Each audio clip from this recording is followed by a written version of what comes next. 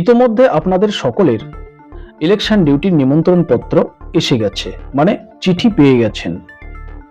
এখন বেশিরভাগ পার্শ্ব শিক্ষক বন্ধুরা ইলেকশন ডিউটিতে যেতে নারাজ। চিঠি আসার পরে তারা আরো বেশি উদ্বিগ্ন, বিচলিত এটা নিয়ে যে কিভাবে এই ইলেকশন ডিউটি থেকে নিষ্কৃতি পাওয়া যায় বা ইলেকশন ডিউটি কাটানো যায়। তবে এরই মাঝে অনেকটা খুশির খবর বলা চলে। একজন পার্শ্ব শিক্ষক বন্ধু জানাচ্ছেন যে তাদের স্কুলে পার্শ্ব শিক্ষকদের ইলেকশন ডিউটির এসেছিল।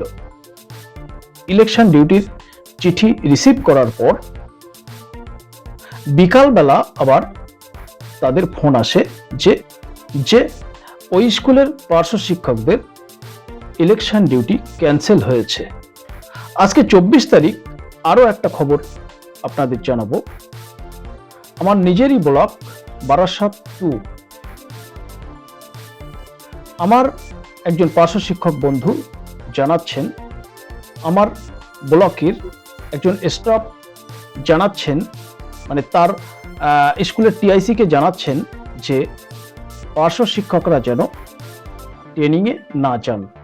সকল পার্শ্ব শিক্ষক বন্ধুরা এবং চুক্তিভিত্তিক কর্মীরা ইলেকশন ডিউটি করতে নারাজ, তাদের জন্য এটা সুখবরই বলা যায়। এখন ব্লক থেকে এটা বলার কারণ কি যে পার্শ্ব শিক্ষকদের ট্রেনিংয়ে যেতে হবে না, ট্রেনিংয়ে যাওয়ার দরকার নেই, এটা কেন বলছেন? আসলে উপর থেকে কিছু বিষয় আছে, কিছু ব্যাপার আছে। আপনারা স্ক্রিনে দেখতে পাচ্ছেন, এই যে নির্বাচন নিয়ে কঠোর ইসিআই, মানে ইসিআই ভোট পরিচালনা থেকে কর্মী নিয়োগ সব কিছুতে এবছর খুবই কঠোর। এখানে পরিষ্কার করে লেখা আছে, দেখুন,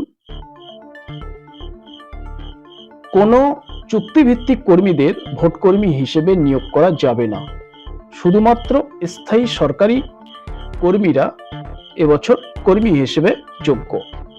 অনেকে জানতে চাইছেন যে কোথায় গেলে ইলেকশন ডিউটিটা কাটানো যাবে বা সেখানে যোগাযোগ করলে আদৌ ইলেকশন ডিউটিটা কাটিয়ে দেবেন কিনা। কথা হলো, ওই যে ব্লক থেকে একজন স্টাফ স্কুলের প্রধান শিক্ষক বা টিআইসি কে ফোন করে বলছেন যে পার্শ্ব শিক্ষকদের ট্রেনিংয়ে যেতে হবে না, ট্রেনিংয়ে যাওয়ার প্রয়োজন নেই, কারণ পার্শ্ব শিক্ষকদের এবছর ডিউটি করতে হবে না। এসব সবই কিন্তু এই মুহূর্তে মৌখিক, কোনো অর্ডার কপি কিন্তু আমরা এখনো দেখতে পাইনি। বিএলও নিয়োগের সময়ও কিন্তু আমরা দেখেছিলাম যে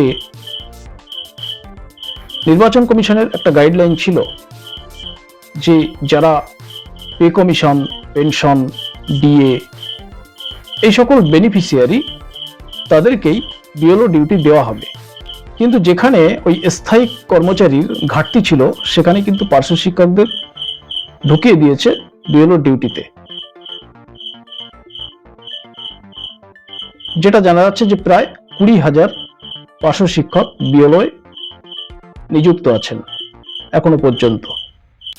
সুতরাং নির্বাচন কমিশনের যখন লোকের প্রয়োজন হবে তখন কোনো অর্ডার ফর্ডার কিছু মানবে না, আপনি তখন ওদের কাছে যোগ্য। সুতরাং আপনি যদি মনে করেন যে আমি ডিউটিতে যেতে নারাজ, আমি ডিউটি করবই না, তাহলে ডিউটি ক্যান্সেল করার জন্য কোথাও ঘোরাঘুরি করার দরকার নেই।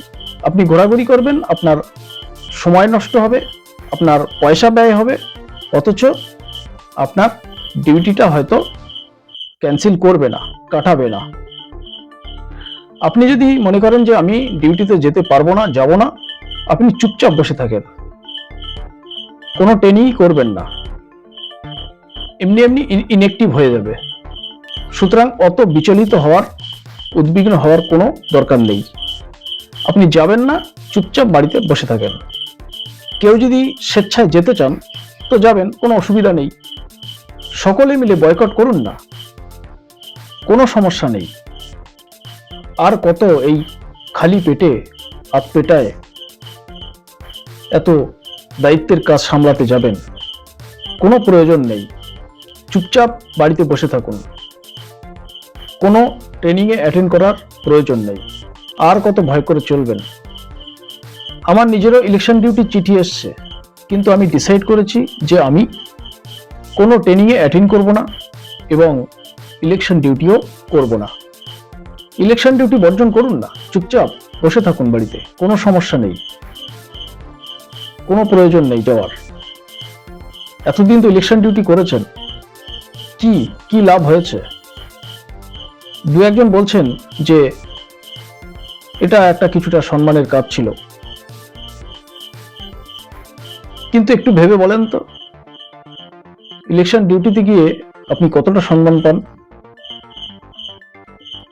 আবার অনেকে বলছেন যে সংখ্যাটা কম, দু একজন বলছেন যে ওই যে 1,500-2,000 টাকা, ওটা আমার খুব প্রয়োজন, আমি যাব। অ্যাকচুয়ালি ট্রেনিং এর কটা দিন যাওয়া আসা, ডিউটিতে যাওয়া, খরচা খাওয়া সব ধরলে, গাড়ি ভাড়া ধরলে ইলেকশন ডিউটির টাকা আর কিছু থাকে না। সুতরাং এতদিন ডিউটি তো করা হলো, কি লাভ?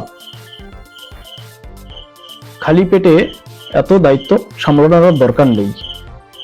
চুপচাপ বাড়িতে বসে থাকুন।